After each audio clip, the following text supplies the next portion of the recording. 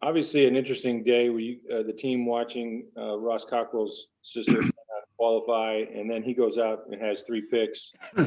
What was more exciting? You think? Just put us in that meeting, and what was that like?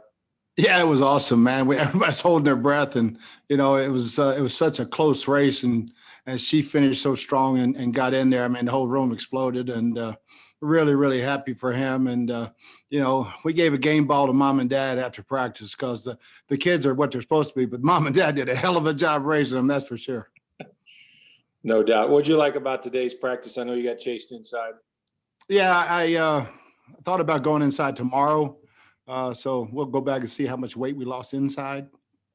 But yeah, I love the intensity of that practice. There were a lot of back and forth, and Ross had a big day, but offense had really good spurts, defense had great spurts. It was a really good competitive day.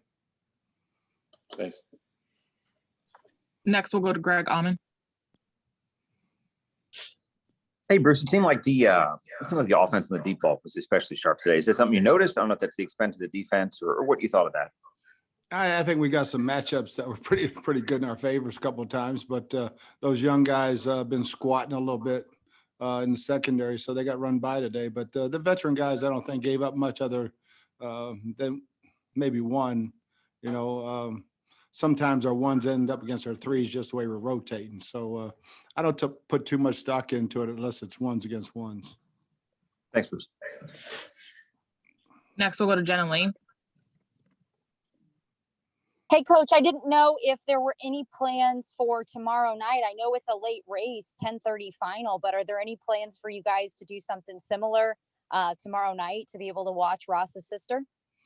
No, that's right before curfew. Everybody can watch it on their own. Today it would be tough to beat today anyway. So, but no, that's too late. We'll be long gone. I figured as much. It's a little late even for us. But on another note, I know that we ask you about this all the time, but your quarterback's turning 44 tomorrow. Can you just speak to the longevity that he has had in this sport and the fact that he's had to, he's had to come most recently, a knee surgery, a torn MCL, not easy to recover from, and looks pretty solid in camp. Can you just speak to what he's been able to do and do at such a high level, and continue to defy age? Yeah, it's amazing the fire that burns in him that makes him do this, and there's nobody out there competing any harder than him. So, yeah, it's awesome. We'll throw him a bone and give him a day off. Thanks. Next, we'll go to Scott Reynolds. Hey, Bruce, just speaking of days off, can you confirm, was it a veteran day off for Ryan Jensen and Levante David today? Yes. Okay. And then with Cam Gill, he's missed some time. I know you're not getting into specifics in terms of injuries, but does it look like he's getting closer to returning, or is it something that's lingering a bit with him? I would just have to wait and see. I mean, all these things, the couple of guys that are out are just day to day. Okay. Thank you, Bruce. Yep. We have time for a few more. Next, we'll go to Steve Isbitz. Coach, I know you mentioned Joe Tryon yesterday and shining, but can you maybe give a little bit of an update as to what the film showed when you got to go back and look at it? Yeah, he's got to learn to stay in his gap on defense. He can't freelance. He gave up a couple of really big runs, jumping around blocks and trying to make plays instead of just doing your job. But one thing, he's got such great talent, and he's obviously a hell of a pass rusher. But there's more to the game than just that, and just do your job and do it really well. And the last question will come from Rick Stroud.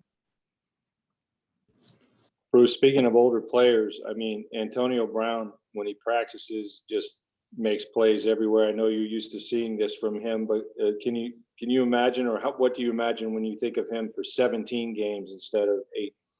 Yeah, I think having the camp, having OTAs, being able to watch OTAs, having camp, obviously is going to help. He'll be in great game shape, and AB is 100 miles an hour, nonstop all the time, and that's just what I'm used to seeing forever. So, yeah, it's good to see. It's fun to watch him out there.